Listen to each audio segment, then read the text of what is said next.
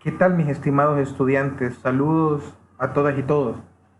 En esta ocasión vamos a discutir algún par de contenidos, siempre preparándonos para ya nuestro segundo examen parcial. Y esta vez hablaremos sobre la cantidad de calor.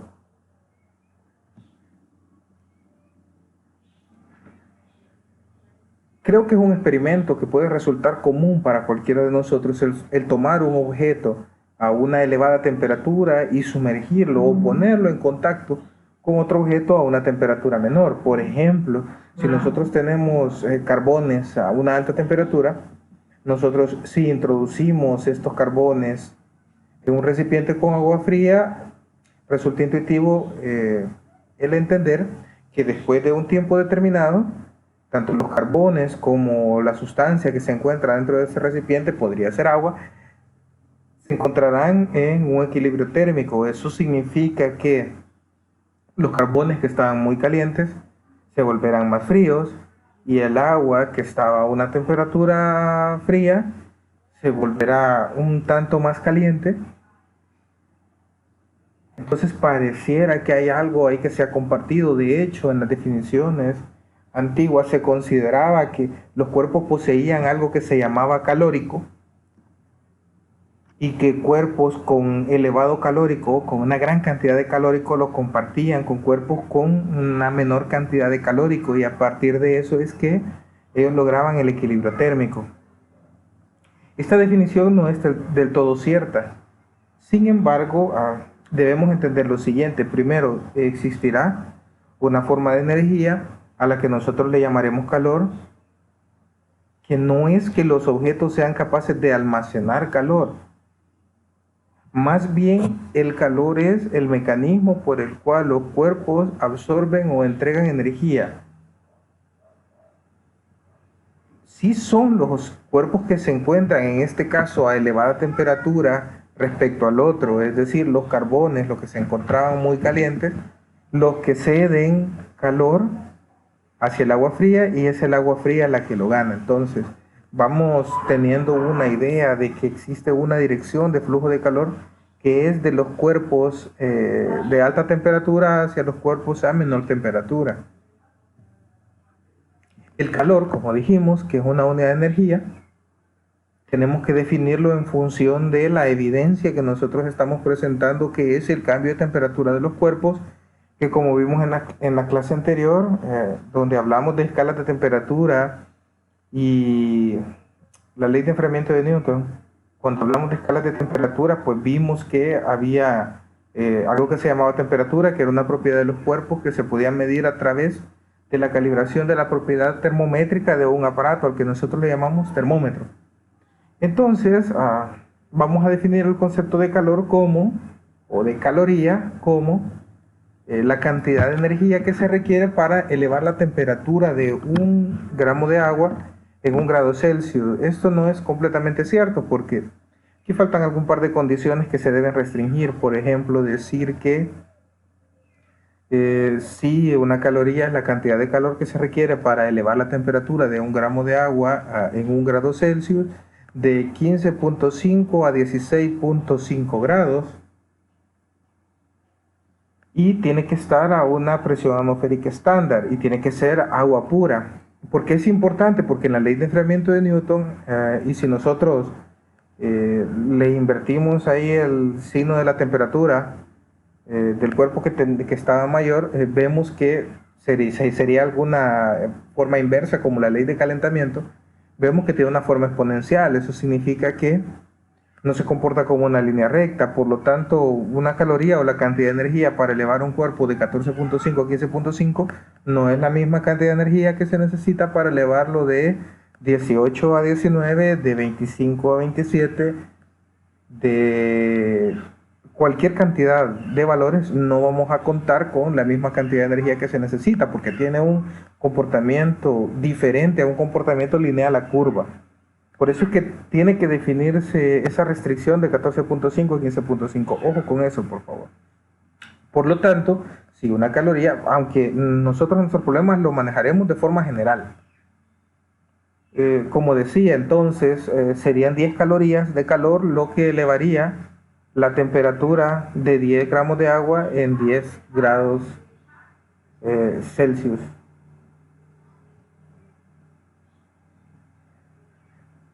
Como la caloría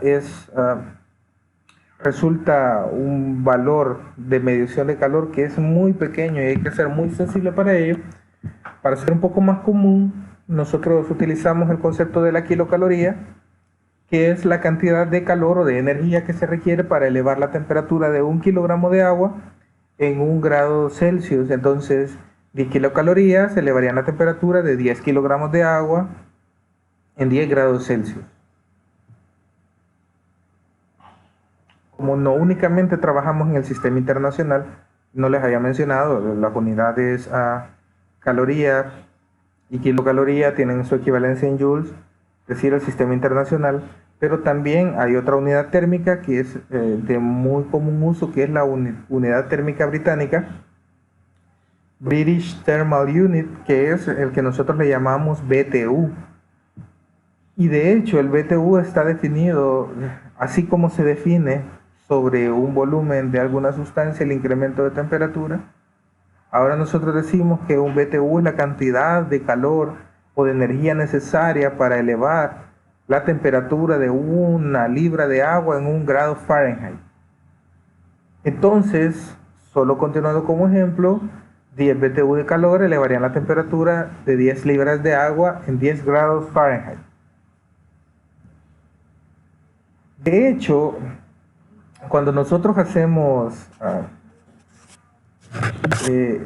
estos comentarios, nosotros inmediatamente decimos, bueno, parece que nos estamos refiriendo, siempre estamos tomando en cuenta el tamaño o la cantidad de sustancia que tiene un cuerpo, porque decimos tanto en calorías como kilocalorías, restringimos la cantidad de sustancia a la que estamos ingresando una cantidad de energía necesaria para variar su temperatura en un rango determinado. También en el sistema inglés es igual. La diferencia es que en la actualidad el BTU se está refiriendo a 1 libra como unidad de masa, no como unidad de peso. Por lo tanto, cuando nosotros trabajemos con BTU, debemos recordar que lo que tenemos es libra masa, que no es una cantidad que va a ser variable.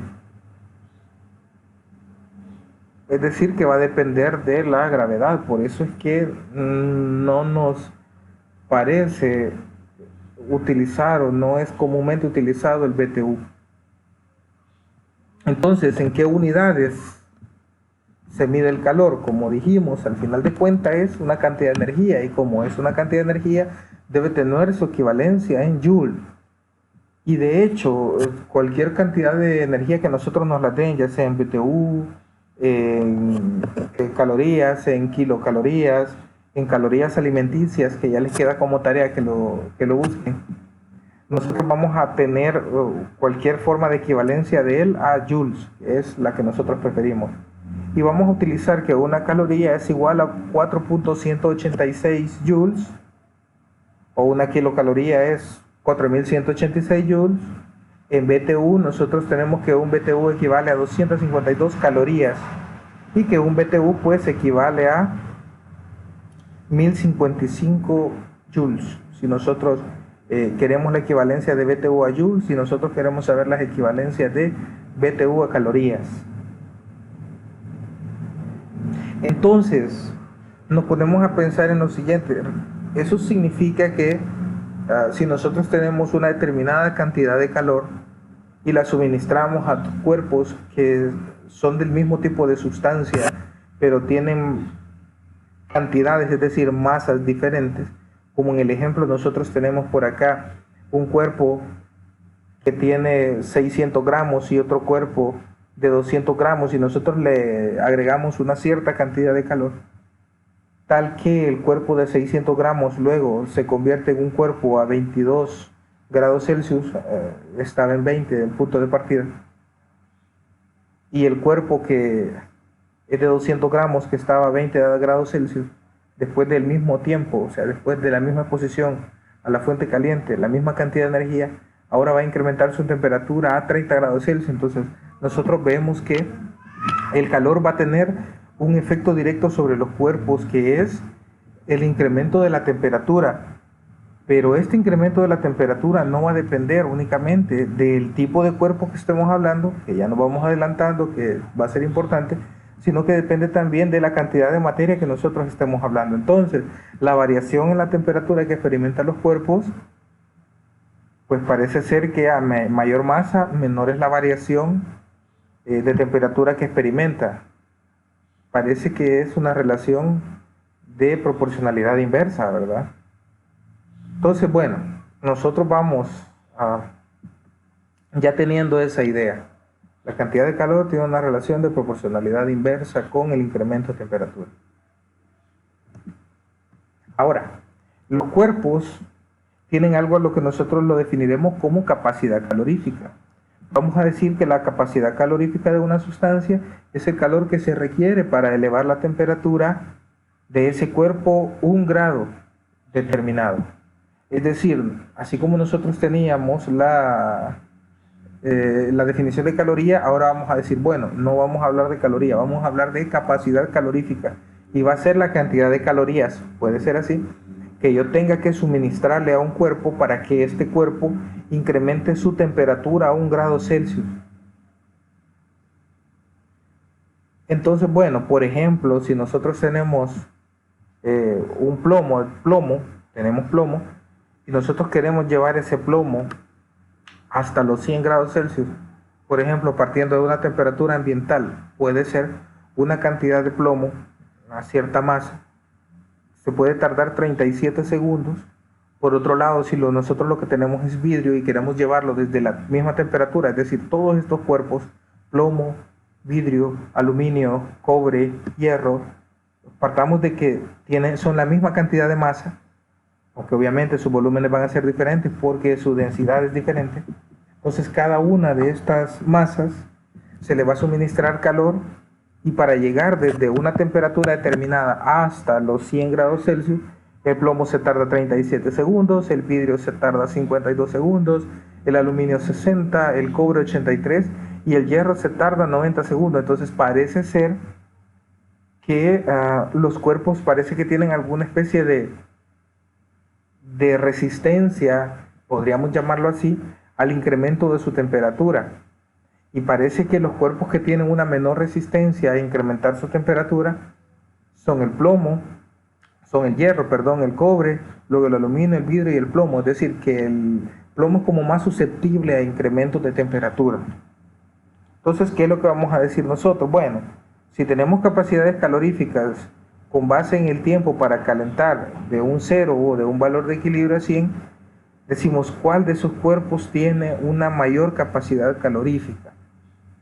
Si nosotros decimos que la capacidad calorífica de una sustancia es la cantidad de calor que se requiere para elevar la temperatura una cierta cantidad de grados, entonces nosotros vamos a decir que el cuerpo que va a tener una mayor capacidad calorífica es el que va a necesitar estar expuesto a la fuente de calor durante un mayor tiempo. Entonces parece evidente que vamos a decir que el cuerpo que tiene una mayor capacidad calorífica es el hierro. Continuamos.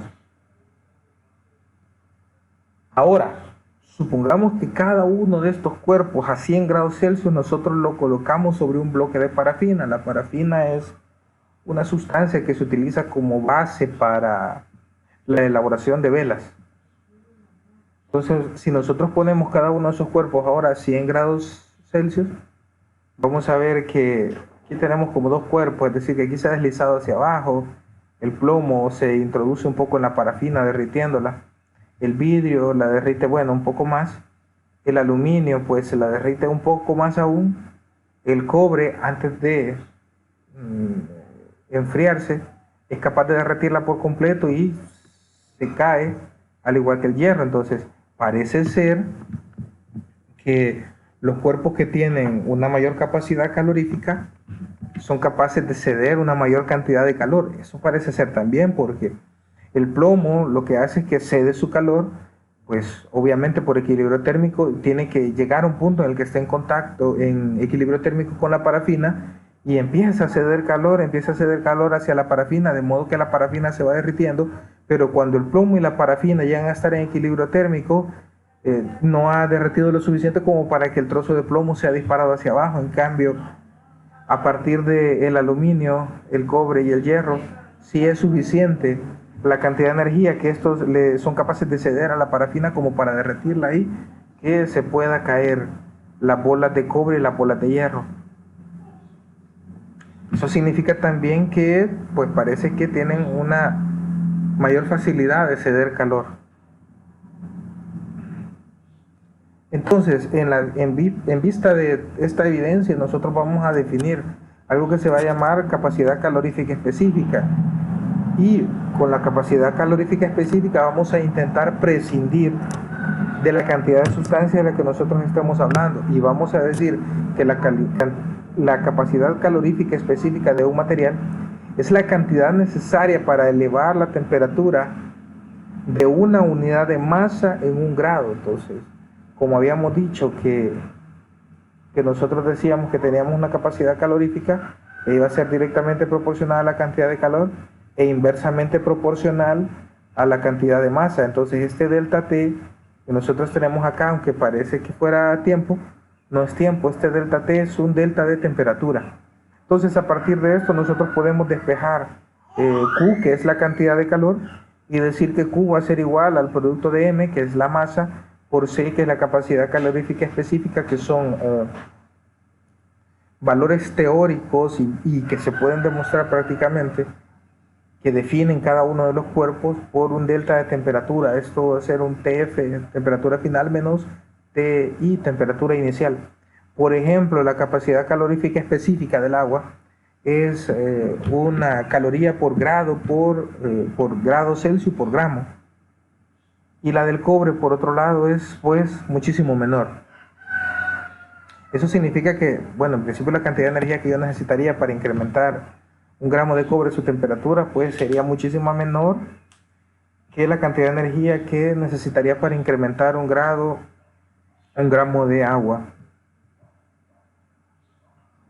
Entonces por acá nosotros tenemos un pequeño ejemplo y nos dice, bueno, ¿cuánto calor se necesita para elevar un kilogramo de agua de 0 a 100 grados Celsius? Entonces, primero, como nosotros sabemos que es un kilogramo de agua, si es un kilogramo de agua, nosotros decimos, bueno, a ese kilogramo de agua nosotros le podemos, como es masa, si nosotros lo queremos pasar a libras masa, lo que tenemos es que un kilogramo tiene 1000 gramos y que eso es igual a 0.454 libras masa. Esto es algo importante. Ahora nosotros decimos Q calor es igual a MC por delta T. Nosotros estamos diciendo que una libra masa es 454 gramos. Para el agua nosotros sabemos que la capacidad calorífica específica es una caloría por gramo por grado Celsius.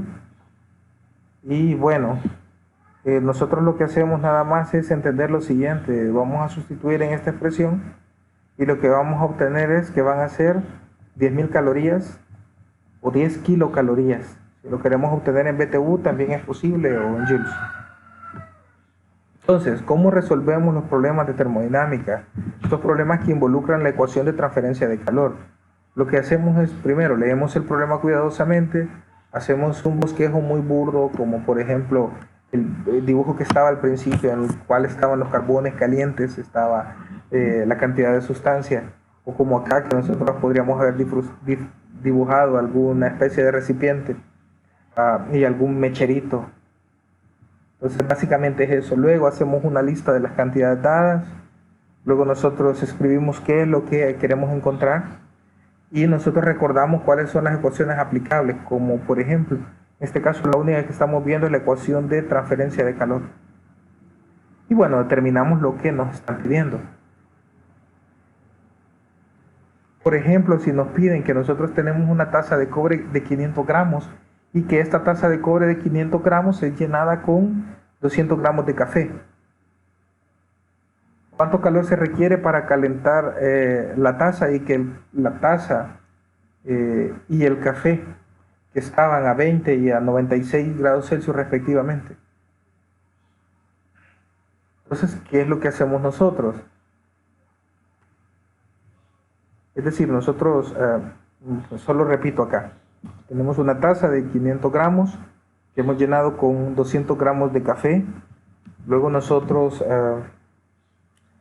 el café junto con la taza a un momento inicial se encontraban a 20 grados Celsius y luego nosotros queremos calentarlo juntos, por ejemplo, adentro de nuestro horno microondas y que llegue a 96 grados Celsius. Entonces, ¿qué es lo que hacemos? Lo primero que hacemos es, bueno, dibujamos una tacita por ahí y decimos, bueno, entonces ahora que ya hice el diagrama, ¿qué información me están dando? Pues me están dando la masa de la taza, me están diciendo que la masa de la taza es de 500 gramos, me están diciendo que la masa del café es de 0.2 kilogramos, que la temperatura inicial del café y la taza eran 20 grados Celsius y que la temperatura final de la mezcla café y taza quiero que esté en 96 grados Celsius.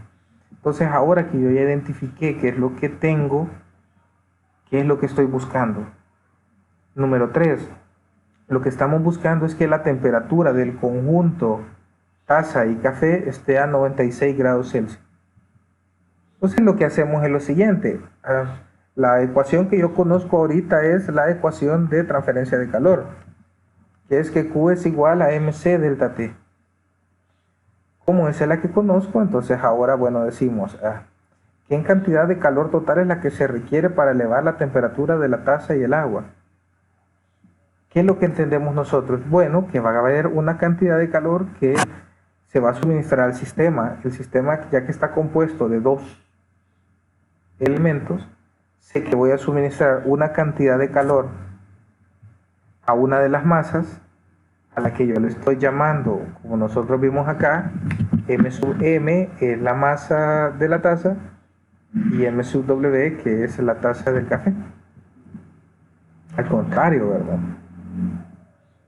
Al contrario, M sub M es la masa que nosotros estamos utilizando cabal, que es la de la taza, y M sub W es la masa que nosotros estamos utilizando que se refiere a la sustancia, que es el café. Entonces va a haber una cantidad de calor que se va a insertar al sistema, se va a ingresar al sistema, que va a ser de la forma mc delta T, donde M van a ser pues los 500 gramos de la taza, C sub M va a ser la capacidad calorífica específica de la taza, delta T va a ser la variación de temperatura que va a sufrir la taza, que va a ser pues de 96 menos 20 TF menos TI, recordemos, y también va a ingresar calor al agua, al café que está contenido en la taza, que va a ser la masa de agua o la masa de café, la capacidad calorífica específica, que en este caso vamos a utilizar la del agua, y por el delta T, que es temperatura final menos temperatura inicial, que va a ser igual 96 menos 20 grados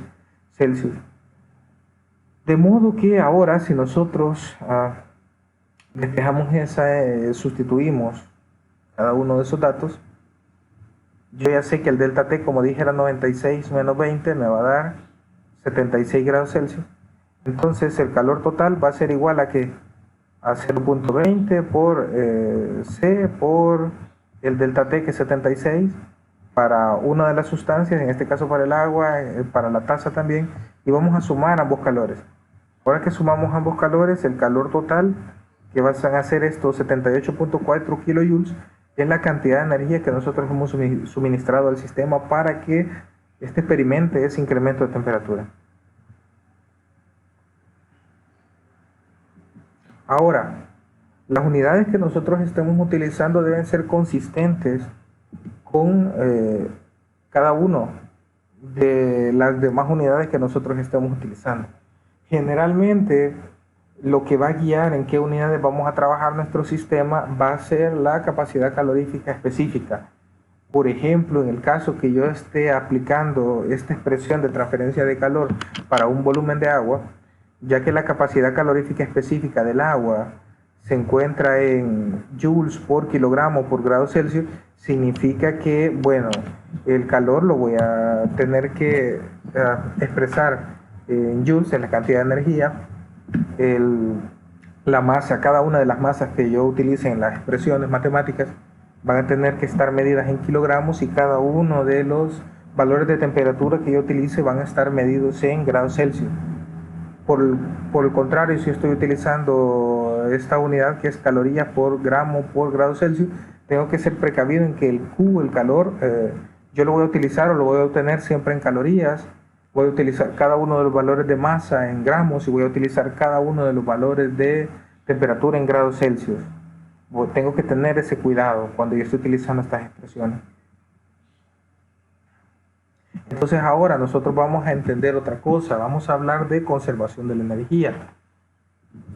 Cuando en el ejemplo anterior nosotros supusimos que teníamos pues una fuente de calor, como podía ser por ejemplo una cocina que estaba suministrando energía a esa taza y ese café que yo tenía y que quería calentar, pero si lo que considero es un sistema cerrado, como un sistema aislado, como en el caso anterior con el que nosotros empezamos a discutir esta temática, que era en el cual nosotros teníamos esos carbones calientes y los sumergíamos en agua fría, nosotros habíamos entendido algo, pues, que únicamente eran dos cuerpos que estaban interactuando. A este espacio en el cual nosotros tenemos el cuerpo, que los cuerpos que están interactuando le vamos a llamar sistema. El sistema hierros calientes y agua, pues, es el que nosotros estábamos analizando. Entonces, y vemos una cosa, que hay una transferencia de calor dentro del sistema que nosotros estamos analizando. Entonces, siempre que haya una transferencia de calor dentro de un sistema, cuando no estemos hablando, por ejemplo, de una fuente de calor que está suministrando un sumidero de calor en el cual nosotros estamos entregando calor, sino que conocemos los cuerpos que se encuentran involucrados y que hay un intercambio de energía entre ellas, nosotros vamos a decir que acá se puede aplicar una ecuación que es la ecuación de conservación de la energía para calor. Entonces, ¿qué es lo que vamos a decir? Que la pérdida de calor de cualquier número de cuerpos que estén involucrados debe ser igual al calor ganado por otros cualesquiera número de cuerpos que estén involucrados en el sistema. De modo que la suma de las pérdidas de calor va a ser igual a la suma de las ganancias de calor. Si nosotros nos recordamos que la ecuación de calor, de transferencia de calor, nos dice que Q es igual a mc delta T. En ese delta T, que es temperatura final menos temperatura inicial, de hecho va a tener signos. Si las temperaturas finales son mayores que las temperaturas iniciales, el signo del calor va a ser positivo. Eso significará que un cuerpo está absorbiendo calor. Si las temperaturas finales son menores que las temperaturas iniciales, en ese delta T será negativo. Eso significará que los cuerpos están pues perdiendo calor. Bueno, veamos un ejemplo de esto. Supongamos que nosotros tenemos un puñado de perdigones de cobre y estos se calientan hasta los 90 grados Celsius. Luego de eso se sueltan en 80 gramos de agua que se encuentran en un vaso que se encuentra a 10 grados Celsius.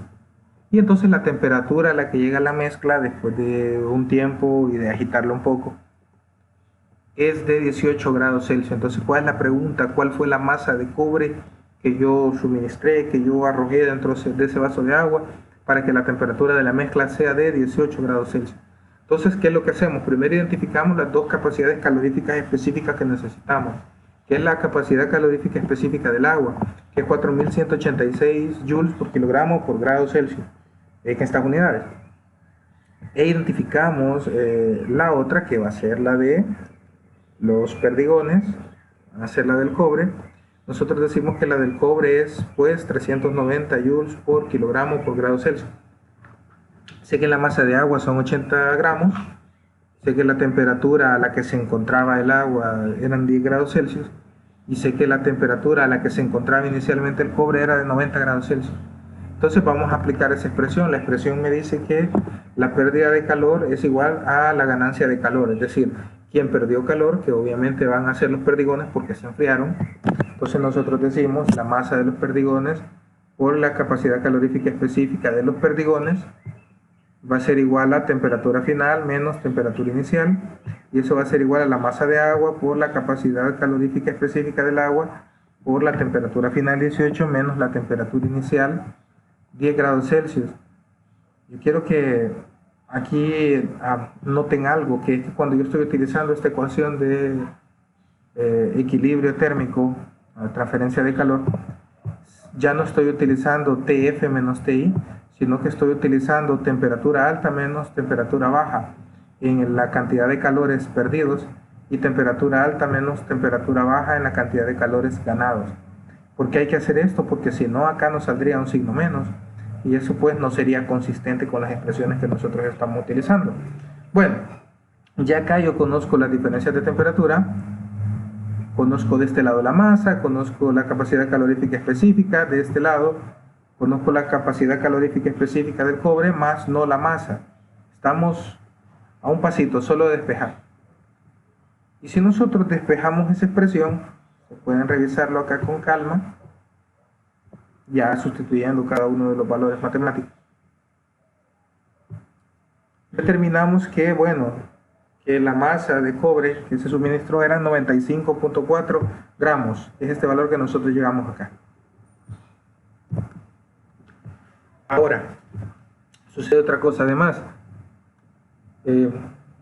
Es cierto que los cuerpos varían su temperatura conforme nosotros ingresamos calor, pero por ejemplo, si nosotros tenemos agua y empezamos a calentar esta agua suministrándole calor, va a llegar un momento en el que esta agua ya no va a poder incrementar su temperatura. De hecho, cuando llega al punto de ebullición, que se alcanza alrededor de los 100 grados Celsius, el agua ya no incrementa su temperatura. Y entonces eso no significa que si nosotros lo tenemos en contacto con una fuente caliente, todo el calor que le está siendo suministrado se esté pues desapareciendo, sino más bien todo el calor que se le está aplicando a este agua que representa mi sistema termodinámico va a ser utilizado únicamente para incrementar su temperatura.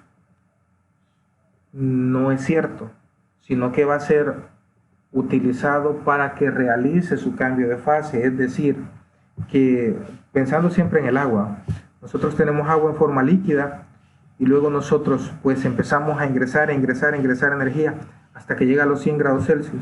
Luego al llegar a los 100 grados Celsius nosotros seguimos ingresando energía, pero cuando estaba en estado líquido nosotros notábamos que esa cantidad de energía que yo estaba ingresando se evidenciaba con un incremento en su temperatura, pero cuando llegó a su punto de ebullición o de vaporización, esa cantidad de energía que yo estoy suministrando ya no se evidencia como un incremento en la temperatura, pero sí se va a evidenciar como una variación en el estado, en la fase en la cual se encontraba esa agua, es decir, que esa energía va a ser utilizada para desligar las moléculas de la sustancia y convertirlas en una fase diferente, que en este caso estamos hablando de fase gaseosa. Como esta variación de temperatura, como yo dije, de líquido llegó hasta los 100 grados Celsius y luego empezó el líquido a 100 grados Celsius a cambiar su fase y hasta que la última molécula de líquido cambie de esta fase líquido a fase gaseosa, hasta entonces, hasta que todo se haya convertido en gas, entonces puede empezar a incrementar su temperatura.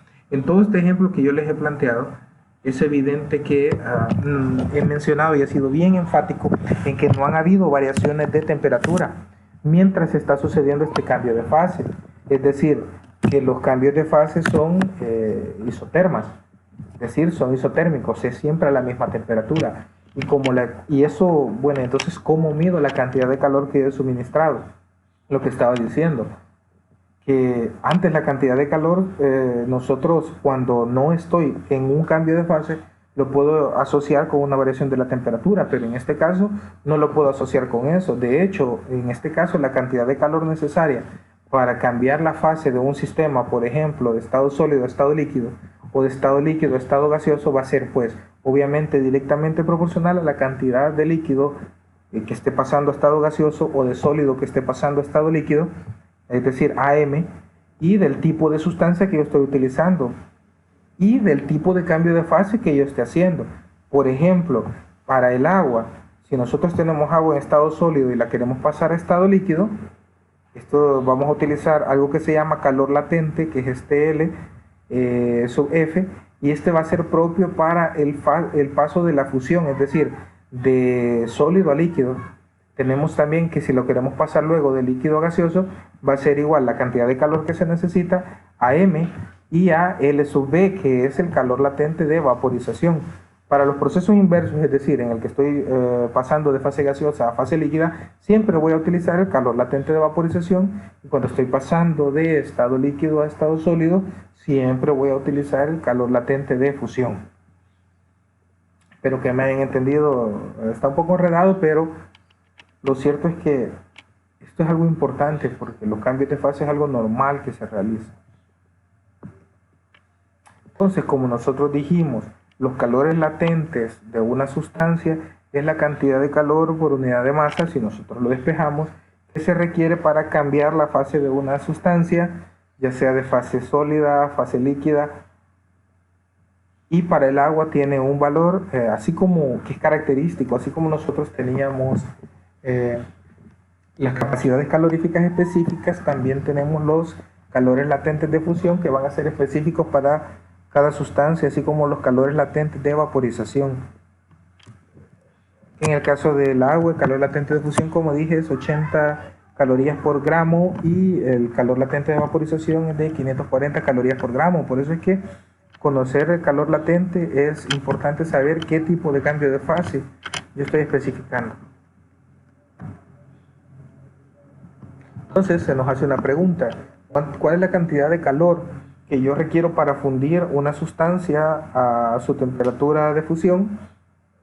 Y entonces nosotros la podemos encontrar básicamente si conocemos la masa y ese valor de calor latente, en este caso el de fusión. Por ejemplo, si nosotros queremos saber cuánto necesitamos para fundir por completo 2 kilogramos de cobre que se funde a 1040 grados Celsius, decimos, bueno, la cantidad de calor es igual a la masa por el calor latente de fusión, como son 2 kilogramos, y el calor latente de fusión del cobre es 134.000 joules por kilogramo, pues la cantidad de calor que necesito son 268 kilojoules. Entonces ahora viene un gráfico que es muy interesante. ¿Cuánto calor necesitamos nosotros para convertir 10 gramos de hielo que se encuentran a menos 20 grados Celsius y nosotros lo queremos convertir a vapor a 100 grados Celsius? ¿Qué es lo que necesitaremos? Bueno, para eso nosotros vamos a utilizar este tipo de gráficos. Este gráfico se conoce como gráfico de cambio de fase.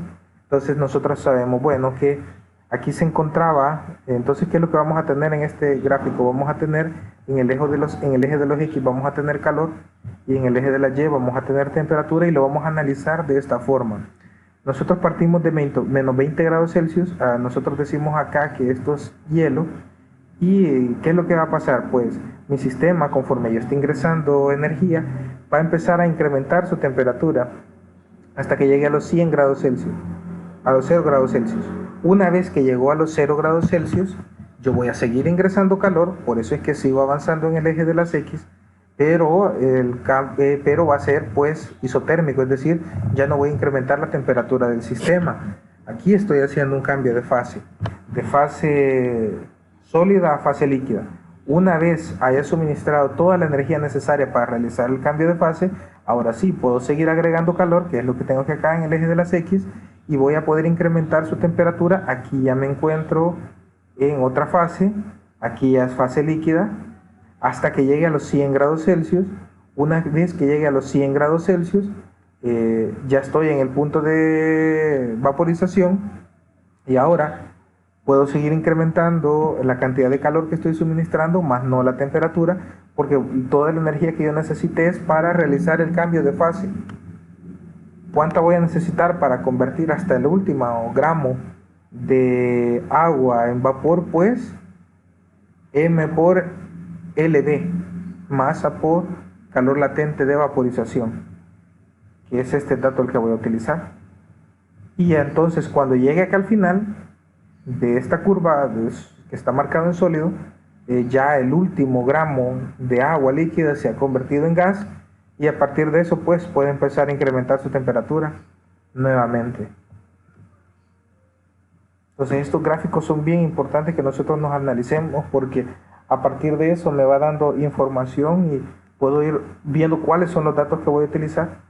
Por ejemplo, acá voy a utilizar el calor latente, la capacidad calorífica específica. Aquí voy a utilizar calor latente de fusión. Aquí voy a utilizar capacidad calorífica específica, que es el que voy poniendo acá. Y acá voy a utilizar calor latente de vaporización. Voy poniendo cuáles son las fases. De modo que yo, si quisiera calcular la cantidad de calor que se necesita, es, bueno, aquí hay una cantidad de calor con incremento de temperatura, es un calor. Aquí hay una cantidad de calor que es de cambio de fase, es un calor número 2. Aquí hay otra cantidad de calor con incremento de temperatura, es un calor número 3. Y aquí hay otra cantidad de calor con cambio de fase, que es un calor número 4. Tendría que hacer 4 cálculos para determinar la cantidad de energía que necesito para convertir 10 gramos de hielo que está en menos 20 grados Celsius a vapor que está a 100 grados Celsius. Entonces, como decía por acá, ustedes lo pueden ir pausando, pero lo vamos haciendo paso a paso. Es decir, calculamos acá el primero, la capacidad calorífica específica del hielo es de 0.5 calorías por grado Celsius, entonces vamos a utilizar eso.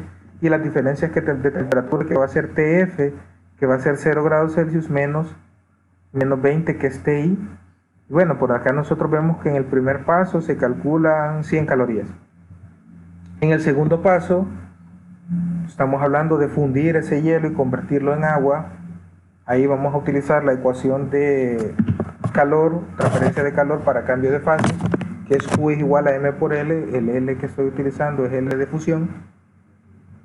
Y bueno, hago el cálculo para la misma cantidad de masa, acá van a ser 800 calorías. Entonces el anterior, que era Q1 con Q sub 2, se van a tener que ir sumando. Para el tercero de los casos ya estoy hablando que es agua en 0 grados Celsius y la voy a incrementar hasta agua a 100 grados Celsius, por eso es que es 100 menos 0, TF menos TI. Y bueno, el cálculo va a utilizar la capacidad calorífica específica, ahora sí la del agua, que es una caloría por gramo por grado Celsius. Y bueno, me dan 1000 más los 900 más los 100 anteriores que yo tenía. Ya voy teniendo 800 más 100 más 1000, ya voy teniendo 1900 calorías. Continúo. Entonces, al final de cuentas, lo que nosotros debemos hacer es hacer el último cálculo, que es este cálculo correspondiente al cambio de fase de líquido a vapor. Sumamos cada uno de las cantidades de calor que se han necesitado para realizar cada uno de estos pasos y el gran total nos da 7300 calorías. Entonces, acá el truco es entender eso, que lo vamos a ir haciendo por paso y vamos a ir respetando que cuando se realicen cambios de fase, estos van a ser isotérmicos y van a depender únicamente de la masa, y cuando me encuentre dentro de la misma fase donde el calor puede manifestarse como cambio de temperatura, pues voy a utilizar la ecuación de transferencia de calor.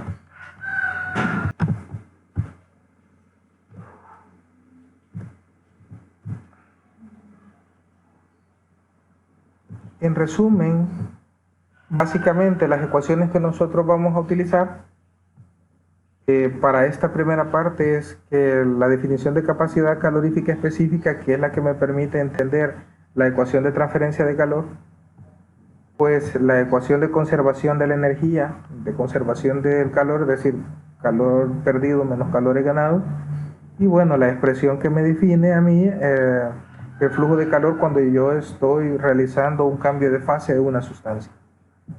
Y bueno, acá hemos terminado de realizar y de revisar los primeros temas.